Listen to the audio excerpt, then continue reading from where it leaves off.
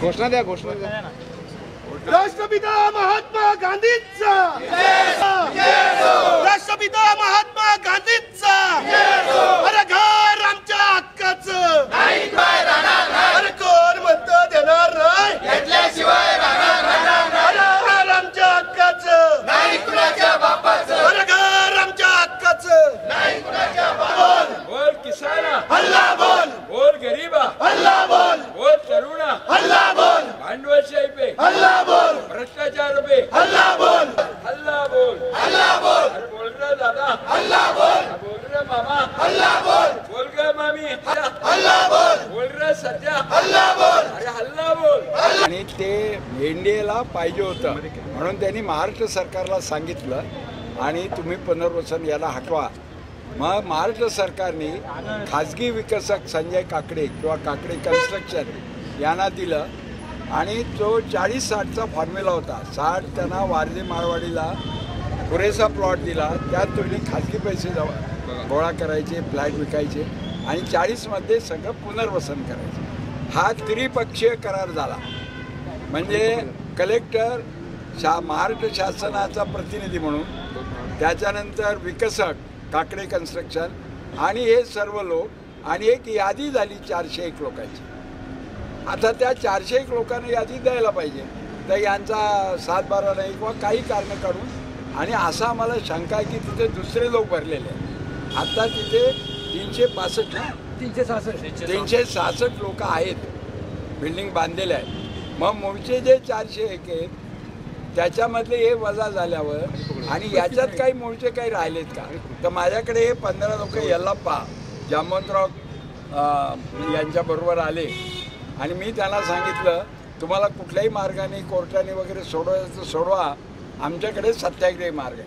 तर ते 1 वर्ष येत आहे. 1 वर्ष मी कलेक्टरकडे 3-4 वेळा गेलो आणि त्यांना सांगितलं यादी ही सॅक्रोसॅन्क्ट आहे, म्हणजे यादी हीच पवित्र आहे ना, का आणखीन काही यांना लागतं, काही नाही म्हणा. आणि मग त्यांनी बोलवायचा प्रयत्न केला काकडे कन्स्ट्रक्शन आणि त्यांचे ज्युनियर अधिकारी, पण त्या मिटिंगा काही झाल्या नाहीत. मग मी काकडेंना वैयक्तिक भेटलो तर ते म्हणाले आम्हाला सरकारने द्यावं, आम्ही करतो आणि त्या जागेमध्ये एक प्लॉट असेल तो सरकारचा आमचा विषय, तुम्हाला घर देणार मी बांधलेलं आहे. तसं त्यांनी परवा दिवशी रात्री घरी पण पत्र पाठवलं. तर मी म्हणलं इतके वर्ष चालले आणि तुम्ही सबबी सांगतायत, यांचा मूळ प्रश्न हा 16 वर्षाचा आहे आणि त्या करारात लिहिलेलं आहे की जर बांधून इतक्या तारखेनंतर नाही झालं तर यांना भाडं देण्यात येईल. तर हे सगळंच पेंडिंग ठेवणं आणि ब्युरोक्रेसी आणि याचं नेक्सस असतो, एकत्र असतात. तर सरकार बदलतात पण लोकांचे प्रश्न काही सुटत नाही. पण मग जबाबदार कोण याला नेमकं? याला जबाबदार शासनाचा गाळपणा. त्या गावाला 7-12च नाही, विकसक मागेल तो 7-12 ते देतात. सगळे माणसं बांधलेली. तो जो 7-12 देणारा सरपंच आहे त्याला बंगला दिलेला. हे सगळं जे आहे तर त्याला आम्ही सांगितलं आम्ही तुम्हाला शत्रू मानत नाही, तुम्ही माझ्याकडे आलेले 15 लोक यांना द्या. शासनाला जबाबदार धरताय, मग आंदोलन इथं कसं नाही, ट्रायपार्टाइट करार येतो. शासनाची जबाबदारी आहे इम्प्लिमेंट करण्याची. तुम्ही विकसकाला दिला हा शासनाने निवडलेला ऑप्शन आहे, पण मुळामध्ये शासनाची जबाबदारी. जर घर लुटवायचं असेल तर त्याला तेवढ्या स्क्वेअर फुटाचं घर द्यायला पाहिजे. सर किती सत्याग्रह आंदोलन किती दिवस चाललं?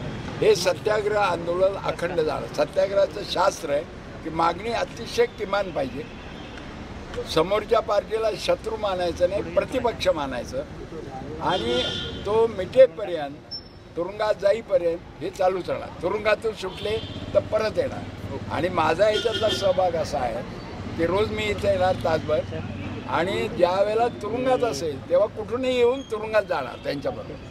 तर हे सत्याग्रहाचं आहे, कारण याच्यात निर्भयता लागते. सगळ्यात जास्त भीती तुरुंगाचीच असते. तर तुरुंगात घाला, तुम्हाला नाही द्यायचं लोकांना, उद्या गोळा घाला, मग त्याचं काय व्हायचं ती समाजात रिॲक्शन येईल. किती लोकांना मिळणार घर अपेक्षित? त्या यादी